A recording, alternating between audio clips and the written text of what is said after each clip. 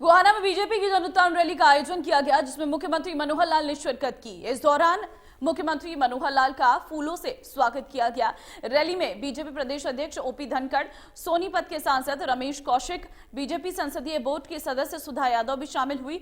Rally में गृह मंत्री अमित शाह को भी पहुंचना था, लेकिन बारिश और खराब मौसम के चलते अमित शाह रैली में नहीं पहुंच सके। 4 तस्वीरें आपको दिखा रहे हैं। सीएम का सम्मान किया गया, फूल मालाओं से उनका सम्मान किया गया, धनखड़ का भी स्वागत किया गया और साथ ही साथ मंच पर जुटे पदाधिकारी। आप देख सकते हैं तस्वीरों को। रैली में लोगों का जनसैलाब उमड़ा, लेकिन गृह मंत्री अमित शाह इस रैली में नहीं पहुंच सके। खराब मौसम के चलते उनका जो कार्यक्रम था वो रद्द करना पड़ा। लेकिन आप लोगों की भीड़ देख सकते हैं। 2024 का शंखनाद इस जन उत्थान रैली से किया गया। रैली में पहुंचे लोग काफी उत्साहित दिखाई दिए। इस दौरान जब संवाददाता दीपक शर्मा ने लोगों से बातचीत की तो उन्होंने कहा कि बारिश के बावजूद भी गृह मंत्री और मुख्यमंत्री को सुनने पहुंचे थे।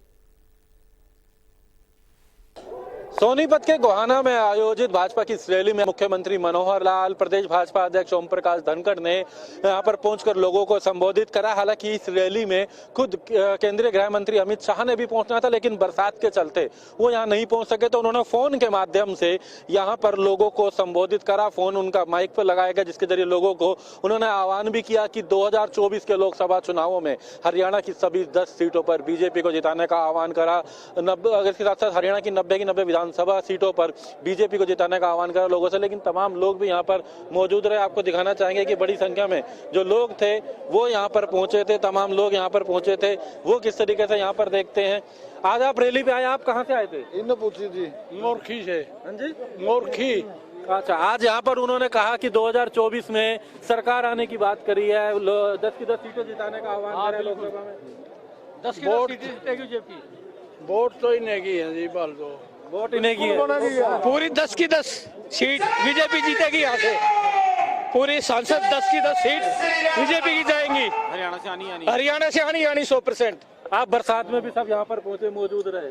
कति जी सा आ गया, पर मोदी साहब और खट्टर साहब है ना, इन गरीब आदमी 100 गज के प्लॉट दे दे और यो 5 किलो अनाज बेच से खत्म करके गामा में जमीन बथेरी सरकारी पड़ी है, इन तो से 2-2 बीघे दे दो, अले सारे मानस से खुशहाल हो जाएंगे। जनता छोटी, जनता खुशहाल तो देश खुशहाल, आदमी आधे देश बने। अब लोकसभा में क्या उम्मीद करते हैं आप? लोकसभा में ले सारी 10 की 10 आ जाए, फिरता है फिर रहेगा कौन का। चलिए, तमाम अलग अलग क्षेत्रों से लोग यहाँ पर आए हैं, पूरे प्रदेश भर से हालांकि यहाँ पर लोग पहुंचे थे। और आपको दिखाना भी चाहेंगे कि तमाम जो लोग हैं इस रैली में आए थे। हालांकि खुद गृह मंत्री अमित शाह ने यहाँ लोगों को संबोधित करना था, लेकिन गृह मंत्री अमित शाह जो हैं वो क्योंकि मौसम के चलते नहीं आ सके थे, तो उन्होंने फोन के माध्यम से लोगों को संबोधित करा था। आप कहाँ से आए हैं? हम रोहतक से आए। रोहतक से आए हो। आज यहाँ पर अमित शाह ने आह्वान करा कि 10 की 10 लोकसभा सीटों पर बीजेपी जिताए। तमाम बातें 100% जीतेगी 100%। जीती थी, अब भी जीतेगी। तो ये बरसात से बचने का आपने भी पूरा इंतजाम कर रखा था? क्या करें, ठाठी बरसात आ जाए तो देख सकते हैं। बरसात थी तो तमाम लोगों ने अलग अलग, किसी ने पोस्टर लगा लिए, बैनर, किसी ने यहाँ पॉलीथीन। आप किस तरीके से, कहाँ से आए हैं आप? मैं फरमाना से। तो पूरी बरसात में आप यहाँ मौजूद रहे। यहाँ पर आज जो अमित शाह ने भी मंच पे, हालांकि माइक से उन्होंने मोबाइल से बोले, मुख्यमंत्री ने बोला, उन्होंने लोकसभा चुनाव की बात करी 2024 की कि बीजेपी आएगी, उसको लेके आह्वान करा। आप उसे कैसे देखते हैं, क्या कहेंगे 2024 को लेके? 2024 का क्या पता, ये कौन सी सरकार जीतेगी, अभी क्लियर नहीं है। लेकिन आप सुनने आए थे यहाँ पर। चलिए, तमाम लोग यहाँ पर पहुंचे थे, अलग अलग बातें। लेकिन बरसात रही, इस बरसात के बीच में लोगों ने मुख्यमंत्री को सुना, प्रदेश अध्यक्ष को सुना, और खुद गृह मंत्री भले ही मौजूद नहीं थे, लेकिन फोन के माध्यम से उन्होंने अपनी बात करी और उन्होंने भी प्रदेश और केंद्र सरकार की उपलब्धियां गिनवाई, जिसको लेकर के तमाम लोगों ने अपनी अपनी राय है। क्योंकि प्रदेश भर से तमाम लोग इस बरसात के बीच इस रैली में यहाँ मौजूद रहे थे। सोनीपत के गोहाना से कैमरामैन दिनेश के साथ दीपक शर्मा, इंडिया न्यूज।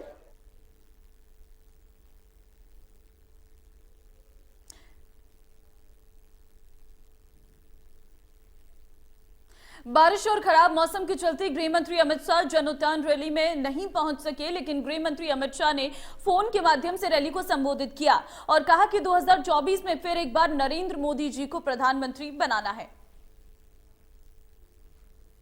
भाइयों और बहनों, आज इस रैली में मैं बड़े मन से आप लोगों को मिलने आना चाहता था, परंतु खराब मौसम के कारण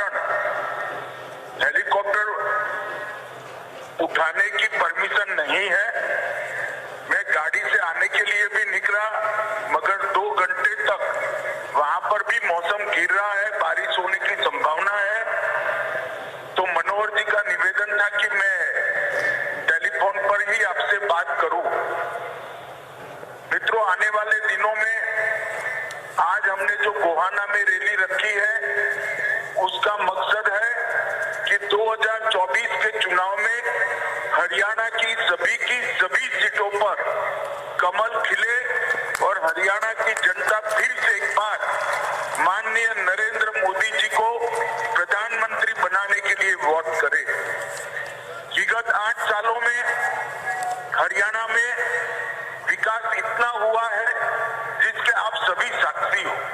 हर क्षेत्र में भ्रष्टाचार कम हुआ, कानून और व्यवस्था की परिस्थिति ठीक हुई, जातिवाद समाप्त हुआ है और 70 साल में जितना विकास नहीं हो सकता था वो हरियाणा के अंदर 8 साल में हुआ है। ना नौकरियों के लिए करप्शन है, ना ठेकों के लिए करप्शन है और पढ़े लिखे सरपंच अब हरियाणा को आगे बढ़ा रहे हैं। भाइयों बहनों, आज मैं आ नहीं पाया हूं, मगर नजदीक के भविष्य में ही मैं गोहाना आकर आपको जरूर मिलूंगा और हम सब मिलकर फिर से एक बार नरेंद्र मोदी जी को प्रधानमंत्री बनाने के लिए पुरुषार्थ करेंगे। हरियाणा की हर सीट, हर लोकसभा सीट पर भारतीय जनता पार्टी का कमल खिलेगा, उसका मुझे विश्वास है। मैं फिर से एक बार आप सभी की क्षमा प्रार्थना कर मेरी बात को समाप्त करता हूं। वंदे मातरम, भारत माता की जय। भाइयों और बहनों,